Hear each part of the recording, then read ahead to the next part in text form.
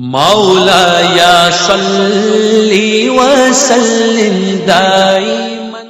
حدثنا محمد بن عبيد الله قال حدثنا إبراهيم بن سعد عن صالح عن ابن شهاب عن أبي أمامة بن سهل أنه سمع أبا سعيد الخدري يقول قال رسول الله صلى الله عليه وسلم: بين أنا نائم رأيت الناس يعرضون علي وعليهم قمص منها ما يبلغ الثدي ومنها ما دون ذلك، وعرض علي عمر بن الخطاب وعليه قميص يجره.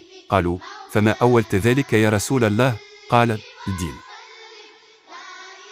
हमसे मोहम्मद बिन उबैदुल्लाह ने यह हदीस बयान की, उनसे इब्राहीम बन साद ने, वो साले से रवायत करते हैं, वो इब्न शहाब से, वो अबू इमामा बन सहल बिन हनीफ से रावी हैं, वो अबू सईद खदरी रज़ी अल्लाह अन्हु से, वो कहते थे कि रसूल अल्लाह ने फरमाया कि मैं एक वक्त सो रहा था, मैंने ख्वाब में देखा कि लोग मेरे सामने पेश किए जा रहे हैं और वो करते पहने हुए हैं, किसी का कुर्ता सीने तक है और किसी का इससे नीचा है।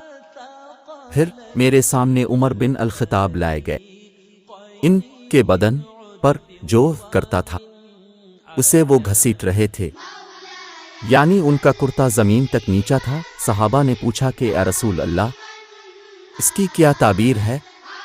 आप सल्लल्लाहु अलैहि वसल्लम ने फरमाया कि इससे दीन मुराद है।